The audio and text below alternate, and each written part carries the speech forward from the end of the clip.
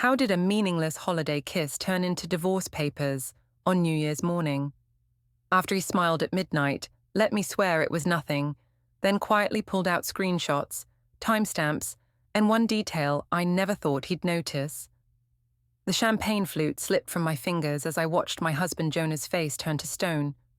Felix's lips were still warm against mine, the taste of expensive wine lingering between us as the New Year's countdown echoed around the upscale restaurant. 10 seconds ago, I thought I was just having a little harmless fun. Now, staring into my husband's dark eyes across our anniversary dinner table, I realized I might have made the biggest mistake of my life. "Vira, what the hell was that?" Jonah's voice was barely above a whisper, but it cut through the celebratory noise like a blade. I laughed, the sound coming out higher and more nervous than I intended. "Oh, come on. It was just a New Year's kiss. Don't be so dramatic."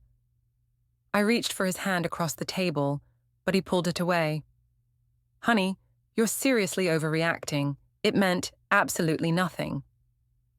Felix, my coworker from the arts non-profit where I coordinate programs, grinned and raised his glass. "She's right, man. Just a friendly kiss between colleagues. No harm done." His charm had always worked on everyone else, but Jonah wasn't buying it. "A friendly kiss?" Jonah repeated slowly, his math teacher precision making every word deliberate. "Under the table, where you thought I couldn't see." My stomach dropped. How had he noticed? I'd been so careful, leaning down to pick up my napkin, when Felix whispered in my ear about how beautiful I looked tonight. The kiss had happened so fast, just a quick press of lips, when we were both hidden by the tablecloth. It was supposed to be our little secret. "Look, I needed some attention tonight, okay?" The words tumbled out before I could stop them. "You've been so distant lately, so cold. Felix appreciates me. He makes me feel alive again." Our 7-year-old daughter Maya looked up from her coloring book, her big brown eyes confused. "Mummy, why is Daddy upset?" "Daddy's just being silly, sweetheart," I said quickly, shooting Jonah a warning look. "He doesn't understand that grown-ups can be friends." Jonah's jaw tightened. "Maya, why don't you go wash your hands before dessert?" As our daughter skipped toward the bathroom, my mother Rosa leaned forward from across the table. She'd been unusually quiet during dinner, but now her weathered face showed clear disapproval. "Virel, Mija, this isn't appropriate behavior for a married woman." "Not you too, Mom." I threw my hands up dramatically. "I'm 34 years old. I think I can decide who I kiss and when." Jonah's Aunt Lydia, who'd been nursing her wine and watching the whole scene unfold, finally spoke up. "Decide who you kiss? Child, you're married. That decision was made 8 years ago when you said, 'I do.'" Felix shifted uncomfortably in his seat. "Maybe I should go—" "No, stay," I insisted, grabbing his arm. "You're not doing anything wrong.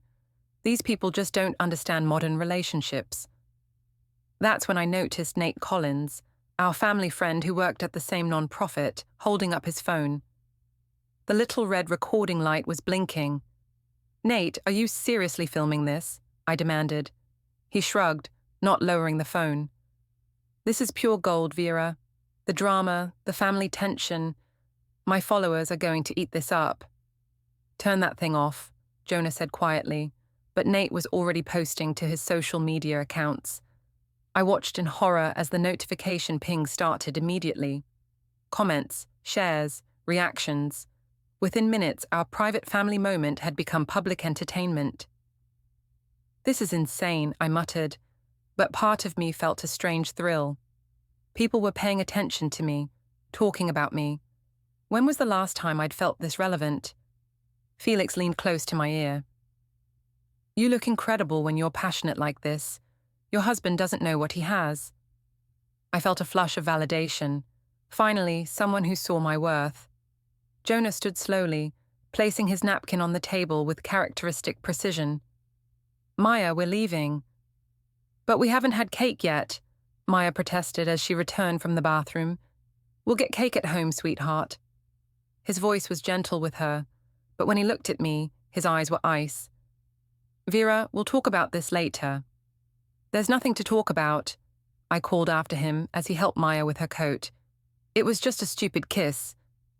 But they were already walking away, leaving me at the table with Felix, my mother's disappointed stare, Lydia's obvious disgust, and Nate's phone still recording every moment. Well, Felix said, signaling the waiter for another bottle of wine, looks like you're free for the rest of the evening. I should have gone home. I should have chased after my husband and daughter, apologized, tried to fix things. Instead, I stayed. I drank more wine, laughed at Felix's jokes, and posed for photos that Nate eagerly shared online. By the time I stumbled into our apartment at 3 a.m, Jonah was asleep on the couch. I tried to wake him, to explain, but he just turned away from me. We'll talk tomorrow, he mumbled into the cushions. But tomorrow felt very far away, and the wine was making everything seem less serious than it probably was. I'd smooth things over in the morning. I always did. What I didn't know was that Jonah was already awake, staring at the wall, planning his next moves with the same methodical precision he used to solve complex equations. And unlike me, he wasn't planning to forget what had happened tonight. I woke up to my phone buzzing like an angry hornet. 53 notifications, 78. The numbers kept climbing as I squinted at the screen, my head pounding from too much champagne. The first video had already been viewed over 10,000 times. Nate's caption read, "When your friend's marriage implodes at dinner, nah, marriage drama. New year, new problems, nah, messy." My stomach lurched as I watched myself on the small screen, laughing and touching Felix's arm, while Jonah sat stone-faced in the background. The angle made it look so much worse than it had felt in the moment. I looked drunk, desperate, pathetic. "Shit," I whispered, scrolling through the comments. "Who kisses their coworker in front of their husband? That poor man looks devastated. She's clearly having an affair. Feel bad for the kid." Home wrecker vibes. I wanted to respond to every single comment, to explain that they didn't understand, that it wasn't what it looked like. But more videos kept appearing. Nate had filmed everything, Felix's hand on my waist, me laughing too loudly, Jonah's face when he realized what was happening. The apartment was eerily quiet. No sounds from the kitchen, no Maya chattering about her dreams. I padded out to the living room and found a note on the coffee table in Jonah's careful handwriting. "Took Maya to school, made her lunch. We need to discuss boundaries when I get home. J. Boundaries. As if I were some kind of criminal who needed to be managed." My phone rang. Felix. "Good morning, beautiful." His voice was warm honey through the speaker. "Sleep well?" "Felix, we have a problem. Nate posted videos of last night online. It's everywhere." "So, you look amazing in them. Confident, alive. Isn't that what you wanted?" I frowned. What I wanted was a nice evening, not to become internet gossip. "Vira, listen to me. You're a gorgeous, intelligent woman who deserves to be appreciated. If your husband can't handle other people seeing how wonderful you are, that's his insecurity talking." Something about the way he said it made sense. I was being confident, wasn't I? Modern couples didn't get jealous over innocent flirtation. Jonah was just being controlling, trying to dim my light because he couldn't handle my shine. "You're right," I said, feeling better already. "I'm not going to apologize for being myself." "That's my girl. Want to grab coffee before work? I know a place where we can talk privately." I should have said no, should have stayed home and figured out how to fix things with Jonah. Instead, I found myself saying yes, choosing a dress that Felix had complimented before, and meeting him at a cozy cafe downtown. The coffee shop was exactly the kind of place I loved. Exposed brick walls, local art, the kind of atmosphere that made you feel sophisticated just for being there. Felix had already claimed a corner table, 2 steaming mugs waiting. "You look incredible," he said as I sat down. "That color brings out your eyes." I felt a warm flush of pleasure. When was the last time Jonah had noticed what I was wearing? I keep thinking about last night, Felix continued, his fingers brushing mine across the table. The way you stood up for yourself, refused to be controlled. It was inspiring. Was it, though? Everyone online is calling me a home wrecker.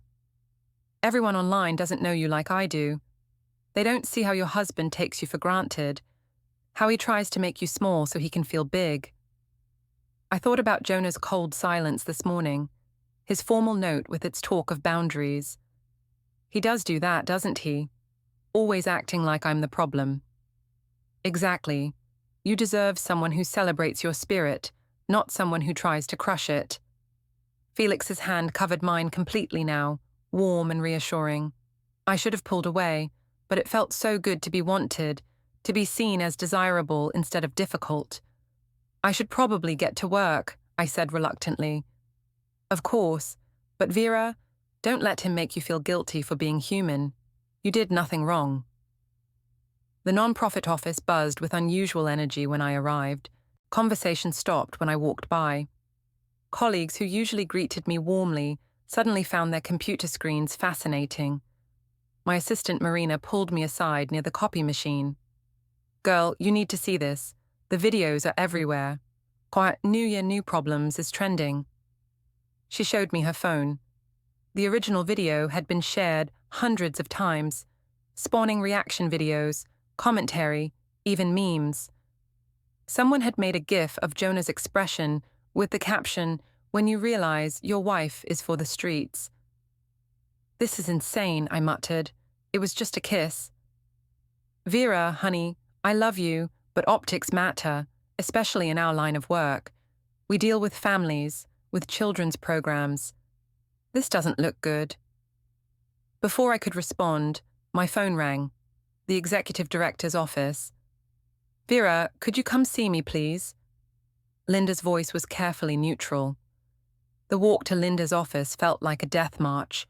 She was waiting with a printed stack of screenshots and a very serious expression. Sit down, please. We need to discuss what happened last night. Linda, I can explain. Vira, you're a valued employee, but we have a reputation to maintain. These videos show you engaging in inappropriate behavior with a colleague, in public, while intoxicated. It was after hours. My personal life has nothing to do with my job performance. When your personal life goes viral and reflects poorly on our organization, it becomes my concern. I'm recommending you take a few days of administrative leave while we figure out how to handle this. Administrative leave. The words hit like a slap. You're suspending me for kissing someone. I'm giving you time to get your personal affairs in order. Use it wisely. I stumbled out of Linda's office in a daze. Administrative leave was just corporate speak for "you're in deep trouble." This was Jonah's fault. If he hadn't made such a big deal about nothing, none of this would have happened. Back home, I found Jonah in his study, surrounded by folders and papers. He looked up when I entered, his expression unreadable. You're home early. I got suspended. Happy now? He didn't look happy. He looked tired. Vira, we need to talk. About what? About how you humiliated me in front of our families? About how you made me look like a monster for having a little fun? About the fact that you kissed another man at our anniversary dinner and then stayed out until 3 a.m. with him? It was harmless. Was coffee with him this morning harmless too? My blood went cold. How did you... Nate posted a photo. You and Felix at Grind Coffee holding hands across the table. Very harmless. I felt trapped, cornered. You're having me followed now. I don't need to follow you. You're documenting your own affair on social media. It's not an affair. God, you're so paranoid, so controlling. No wonder I need attention from someone else. Jonah's face went very still. I see. So this is my fault. Yes, if you paid half as much attention to me as you do to your precious equations, maybe I wouldn't need validation from other men. Validation. He repeated the word like he was testing its weight. Is that what you call it? I call it being appreciated, something you wouldn't understand. Jonah turned back to his papers, making notes in his careful handwriting. I think you should stay at your mother's tonight. Maya and I need some space. You can't kick me out of my own home. I'm not kicking you out. I'm asking you to give us some time to process this. Process what? I kissed someone. People kiss people. It's not the end of the world. But Jonah had already returned to his work, dismissing me like I was one of his problem students. I wanted to scream, to throw something, to make him react. Instead, I grabbed my purse and stormed out. I'd show him. I'd show all of them. If they wanted to treat me like the villain, maybe it was time I started acting like one. My mother's apartment smelled like café con leche and disappointment. Rosa took one look at my face and sighed deeply, the kind of sigh that said she'd been expecting this conversation. Mija, sit down. Tell me what happened. I collapsed onto her familiar couch, the same one where she'd lectured me about boys in high school, about college choices, about marrying Jonah too quickly. He kicked me out. Can you believe that? Over one stupid kiss. One kiss? Rosa raised an eyebrow. The videos show quite a bit more than one kiss.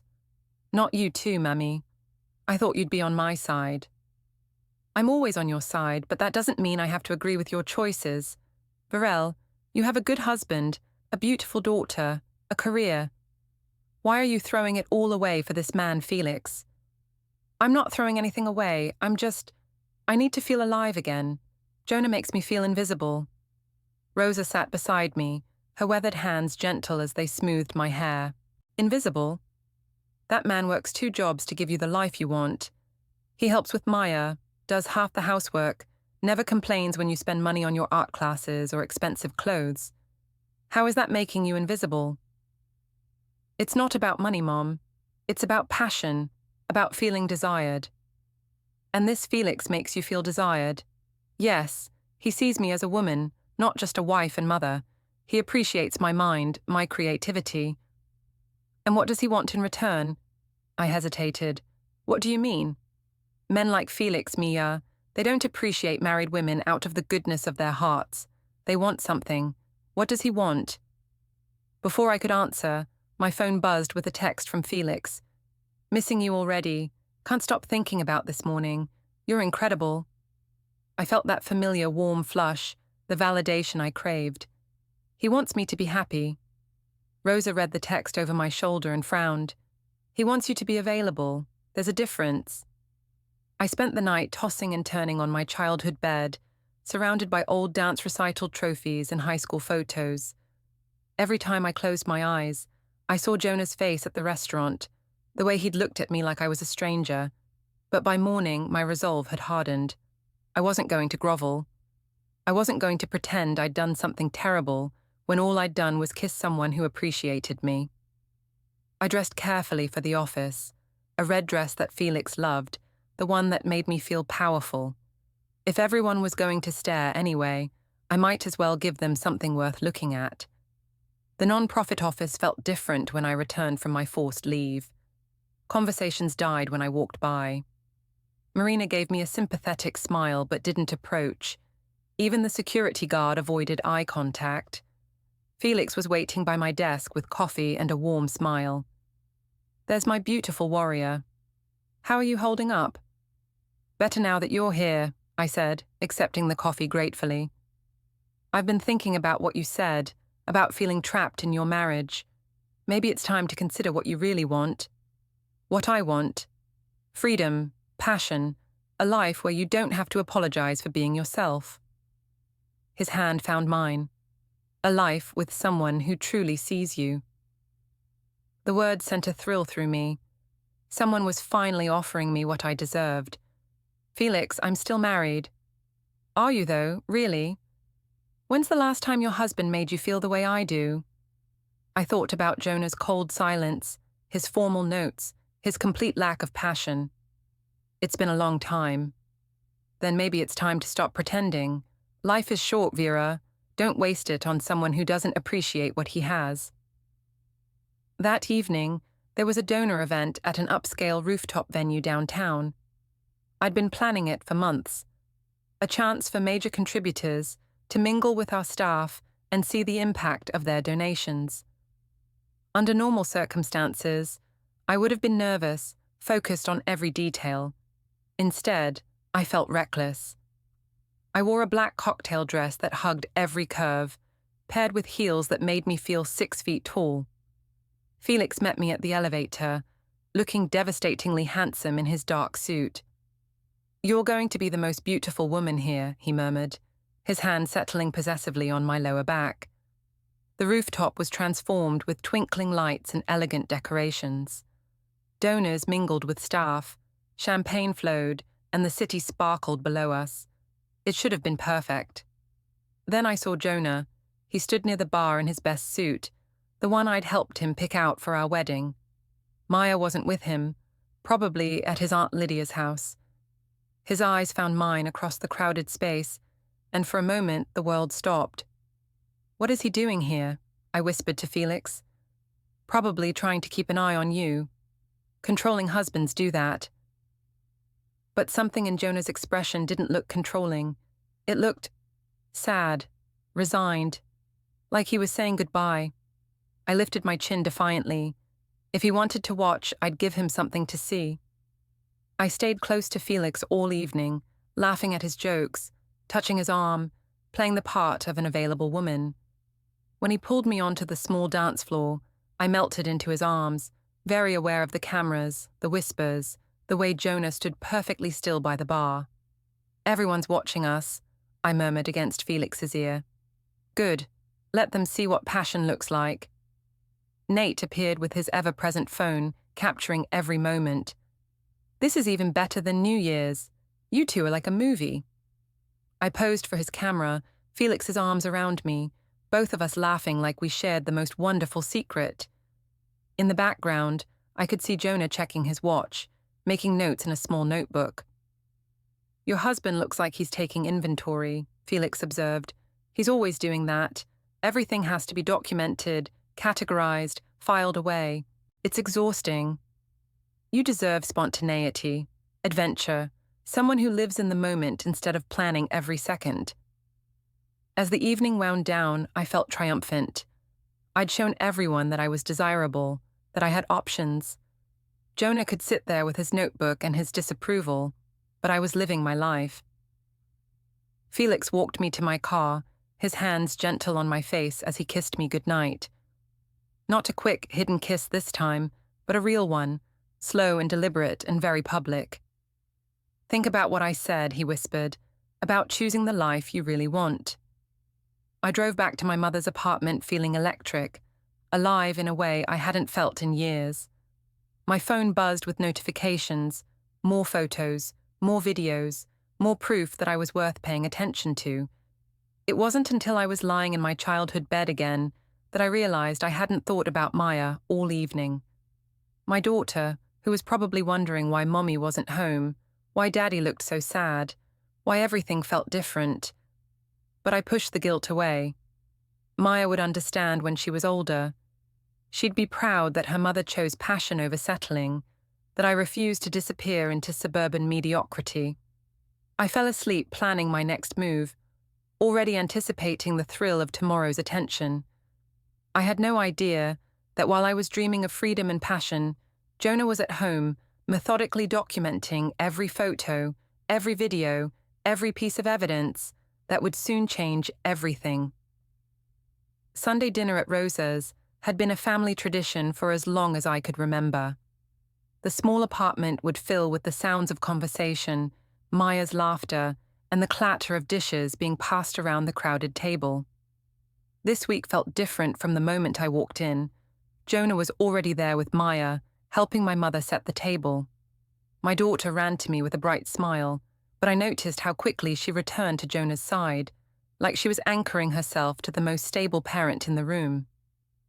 "Mammy, I drew you a picture," Maya said, holding up a piece of construction paper. The drawing showed our family, but something was wrong with the proportions. Jonah was tiny, barely visible in the corner, while Felix appeared prominently next to me, his stick figure hand touching mine. Maya had drawn herself between us, but her crayon face looked confused, uncertain. "It's beautiful, sweetheart," I managed, my throat tight. Lydia arrived fashionably late, as always, bringing homemade flan and a sharp look in my direction. Jonah's aunt had never been one to mince words, and I could tell she was loaded for bear tonight. "Virel," she said coolly, settling into her chair. "How interesting to see you." "Nice to see you too, Lydia." Rosa served the meal in tense silence, arroz con pollo, black beans, sweet plantains. Usually the familiar flavors would comfort me, but tonight everything tasted like obligation. "So," Lydia said, cutting into her chicken with surgical precision, "I've been seeing quite a lot of you on social media lately." "Lydia," Jonah warned quietly. "No, let her speak," I said, setting down my fork. "I'm sure you have opinions about my life." "I have opinions about marriage vows," Lydia replied, "about dignity, about what kind of example you're setting for that precious child." Maya looked up from her plate, sensing the tension. "What social media?"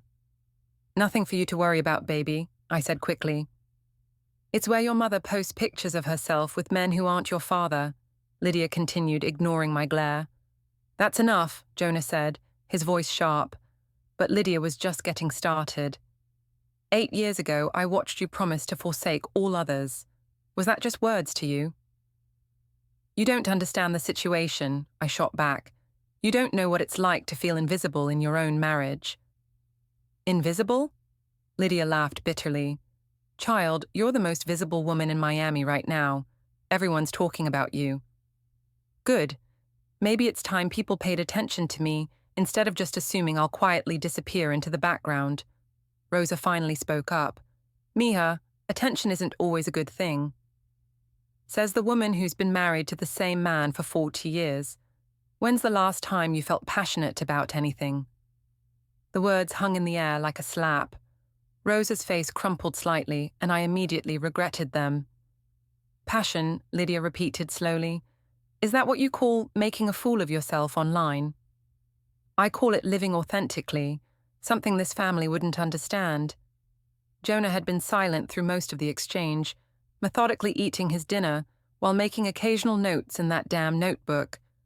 Now he looked up, his dark eyes unreadable. "Maya, why don't you go watch cartoons in Abuela's room?" Our daughter looked relieved to escape the tension. As soon as she was gone, Jonah spoke. "Vira, we need to discuss custody arrangements." The room went dead silent. "Custody arrangements?"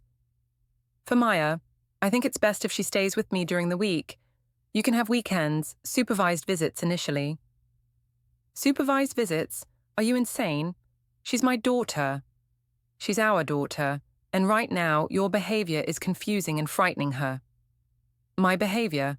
I'm not the one poisoning her against her own mother." Lydia snorted. "Nobody needs to poison that child. She has eyes." "Stay out of this." I turned back to Jonah. "You can't just decide custody on your own. I have rights." "You do, and I have documentation." He opened his notebook, revealing pages of printed screenshots, timestamps, and carefully written observations. "Every photo, every video, every public display of affection with Felix. Every night you've spent away from home. Every time Maya has asked where Mommy is." I stared at the evidence of my own actions, seeing them through his eyes for the first time. It looked damning, calculated, like the behavior of someone who'd already checked out of her family. "You've been spying on me." "I've been documenting the dissolution of our marriage, for Maya's protection." Rosa reached across the table, her voice gentle. "Mija, maybe you should consider counseling, for the family." "I don't need counseling. I need a family that supports me instead of judging me." "We're trying to support you," Jonah said quietly. "But I won't let Maya grow up thinking this is what love looks like." What looks like?" "Public humiliation, broken promises, a mother who chooses strangers over her own family." The accusation hit like a physical blow. "Felix isn't a stranger. He's someone who values me." "He's someone who's destroying your marriage and you're letting him." "Maybe my marriage was already destroyed. Maybe it died years ago when you stopped seeing me as anything more than a roommate who helps with childcare." Jonah closed his notebook with a soft snap. Maybe it did. The admission hung between us, final and devastating. This was it, the moment our marriage officially ended, not with screaming or tears, but with quiet acknowledgement that we'd both given up.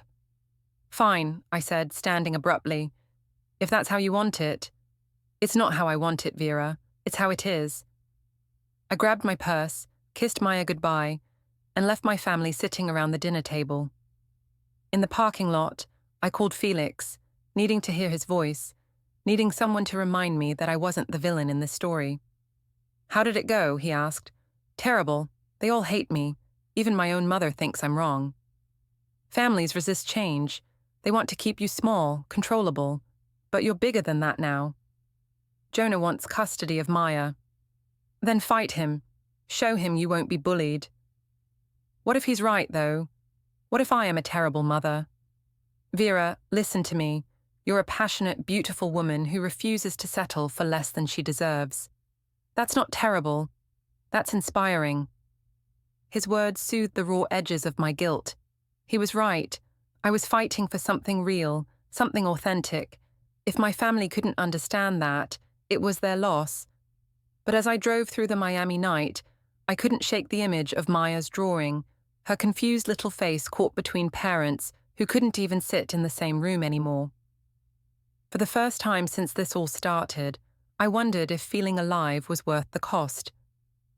The doubt lasted until Felix texted me a photo of himself at a wine bar downtown, asking if I wanted to join him. The attention, the validation, the promise of someone who actually wanted me, it was too intoxicating to resist. I turned the car around and drove toward the city lights, toward Felix, toward whatever came next. Behind me, my family sat in my mother's apartment, probably discussing my failures and planning my daughter's future without me. But I pushed that thought away. I was choosing myself for once. That had to count for something. The next 2 weeks passed in a strange, suspended reality.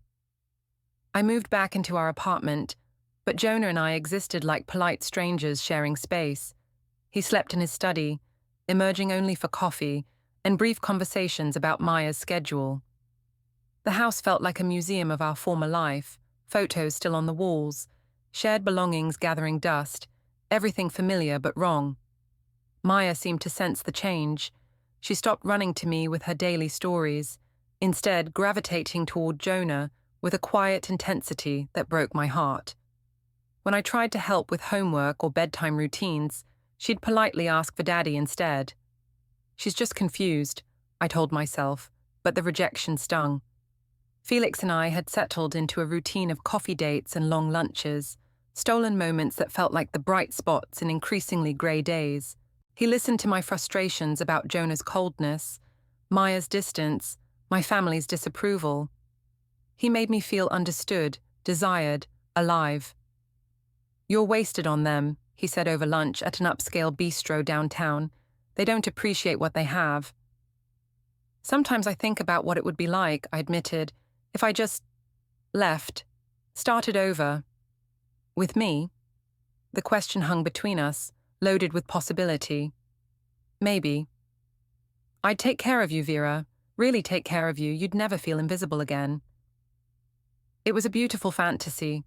Felix and I in a new city, maybe New York or Los Angeles, where nobody knew about my failed marriage or viral videos. I could reinvent myself, become the woman I was meant to be instead of the suburban mother I'd accidentally become. But then I'd come home and see Maya's backpack by the door, her art projects on the refrigerator, and the fantasy would crack around the edges. Jonah had become increasingly methodical about everything. He color-coded Maya's schedule, organized household bills into labeled folders, and spent hours in his study with the door locked. Sometimes I heard the shredder running late at night, the mechanical sound of papers being destroyed. "What are you doing in there?" I asked one evening, finding him at his desk surrounded by manila folders. "Organizing," he said without looking up, "making sure everything's in order." "For what?" "For whatever comes next." His calm certainty unnerved me. Jonah had always been methodical, but this felt different, purposeful. like he was preparing for something specific.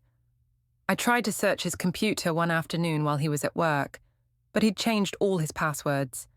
His desk drawers were locked. Even his phone had a new passcode. It was like living with a stranger who happened to look like my husband. The social media attention had died down somewhat, but Felix and I still attracted stares when we went out together. I'd started to enjoy it, the way other women looked at him with envy, the way servers flirted with us, assuming we were a couple. It felt like stepping into a different life, one where I was the main character instead of a supporting player. "You seem happier," Marina observed during one of our rare conversations at work.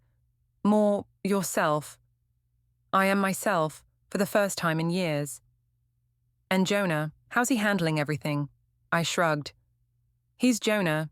He handles everything the same way, quietly, methodically, like it's a math problem to solve." "Maybe that's his way of coping. Maybe. Or maybe he just doesn't care enough to fight for us." But even as I said it, I wasn't sure I believed it. There were moments, when he helped Maya with homework, when he made my coffee exactly the way I liked it despite everything, when I caught him looking at me with something that might have been sadness, when I wondered if his calm was just a mask for deeper feelings. One evening, I found a calendar reminder on his phone that he'd left on the kitchen counter.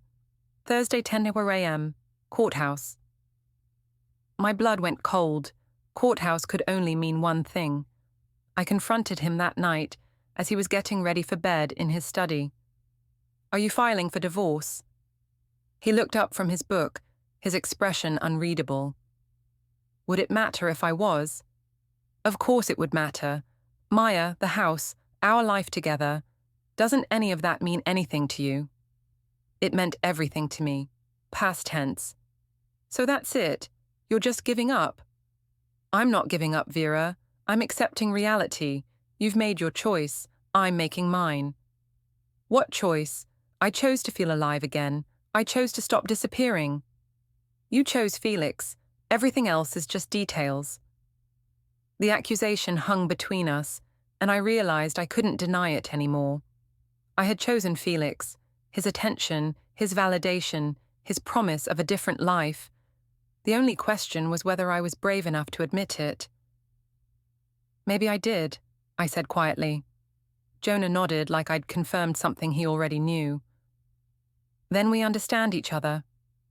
"What about Maya?" "Maya will be fine. Children are resilient when they have at least one stable parent." The implication was clear. I wasn't the stable parent anymore. That night, I lay awake in our bed, staring at the ceiling and listening to Jonah's quiet movements in his study. Part of me wanted to go to him, to apologize, to try to fix what I'd broken. But a larger part of me felt relieved. If he filed for divorce, the decision would be out of my hands. I could move forward with Felix without the guilt of being the one who destroyed my family. My phone buzzed with a text from Felix. "Thinking about you. Can't wait to see what tomorrow brings." Neither could I. For the first time in weeks, I felt like I was moving toward something instead of just running away from everything else. I had no idea that tomorrow would bring the end of everything I thought I knew about control, about consequences, about the difference between feeling alive and actually living. Thursday morning arrived grey and drizzly, the kind of Miami weather that made everything feel ominous. I decided to ignore Jonah's courthouse appointment, convincing myself it was probably just a consultation, a scare tactic to get me to fall in line.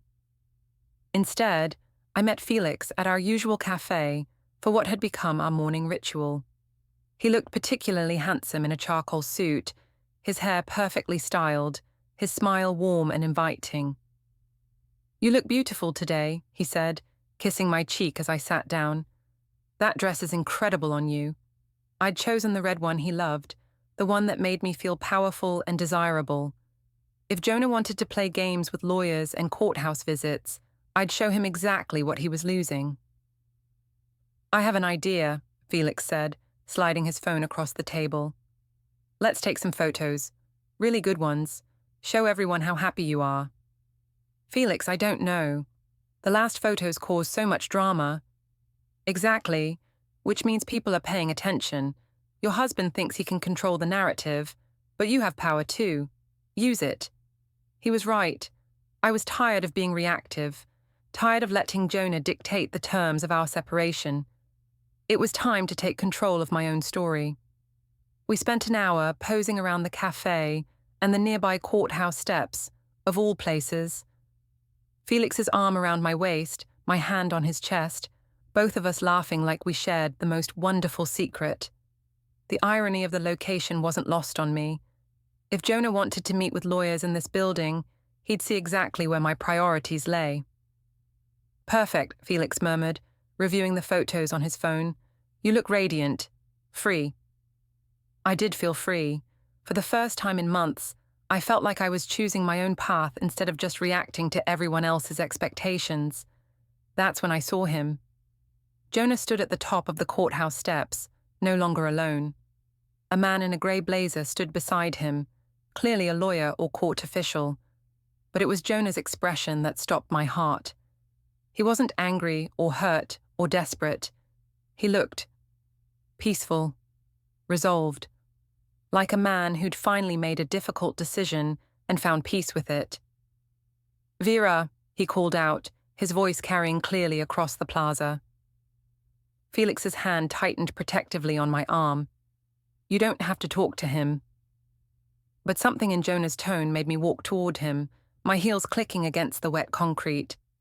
The man in the grey blazer stepped forward as I approached. Virel Irene? Yes? You're being served. He handed me a thick manila envelope with my name printed in official-looking type. My hands shook as I opened it. Divorce papers, custody arrangements, financial disclosures, page after page of legal language that basically boiled down to, your marriage is over, your access to your daughter is limited, and your comfortable life is about to change dramatically. Jonah, what is this? It's what you wanted, he said simply. Freedom. I stared at the papers, trying to process what I was seeing. Temporary custody awarded to Jonah pending investigation. Spousal support limited due to marital misconduct. Visitation rights contingent on appropriate behavior and stable living arrangements. You can't do this. You can't just take Maya away from me. I'm not taking her away. I'm protecting her from an unstable situation. Unstable? I'm her mother. You're also a woman who's been conducting a very public affair while neglecting her parental responsibilities. The man in the grey blazer cleared his throat. Ma'am, you have 30 days to respond through your attorney. All the information is in the packet. Felix appeared at my side, his earlier confidence replaced by obvious discomfort. Vira, maybe we should go. No, I said, my voice rising. This is insane. Jonah, we can work this out. We don't need lawyers and courts and all this drama. We tried working it out. You chose differently. I chose to be happy. I chose to feel alive instead of dead inside. You chose him. Jonah's eyes flicked to Felix, who shifted uncomfortably.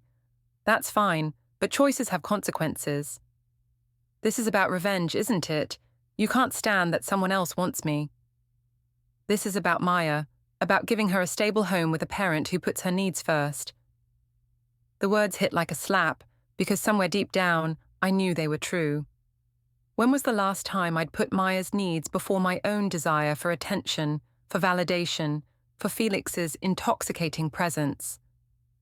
You planned this, I said, my voice breaking.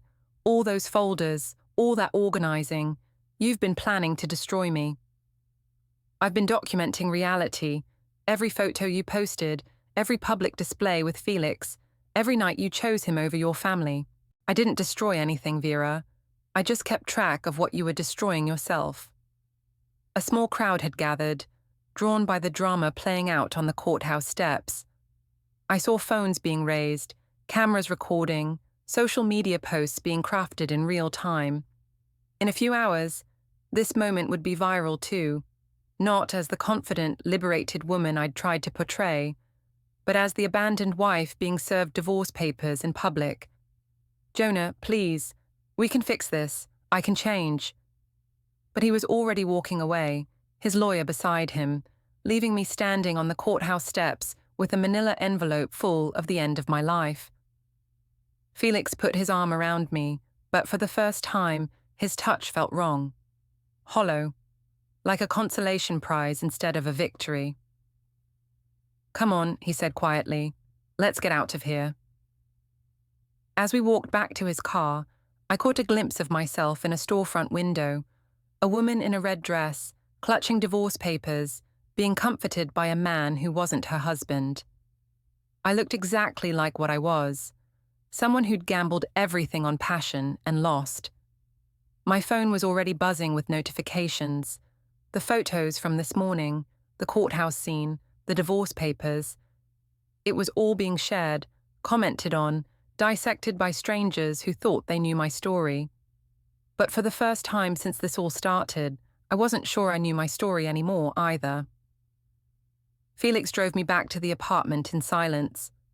When we arrived, I found the locks had been changed. A note on the door, in Jonah's careful handwriting, directed me to contact his lawyer for supervised visits with Maya.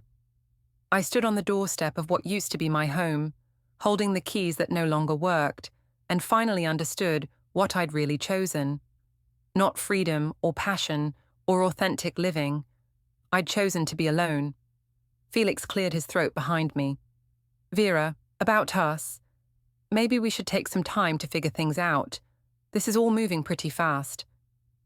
I turned to look at him, this man I'd destroyed my marriage for, and saw the truth in his eyes. He'd wanted the thrill of the affair, the excitement of stealing someone else's wife. But a divorced woman with custody issues and viral infamy, that wasn't nearly as appealing. "Of course," I said, my voice surprisingly steady. "Take all the time you need." As his car disappeared down the street, I sat on the steps of my former home and opened the divorce papers again. Page after page of legal language that translated to a simple truth. Actions have consequences, and mine had finally caught up with me. My phone rang. My mother. "Mia, I just saw the news. Come home. We'll figure this out." For the first time in weeks, I started to cry. Not the angry tears of someone who'd been wronged, but the devastated sobs of someone who'd finally understood the magnitude of what she'd lost. I'd wanted to feel alive, and instead I'd killed everything that mattered.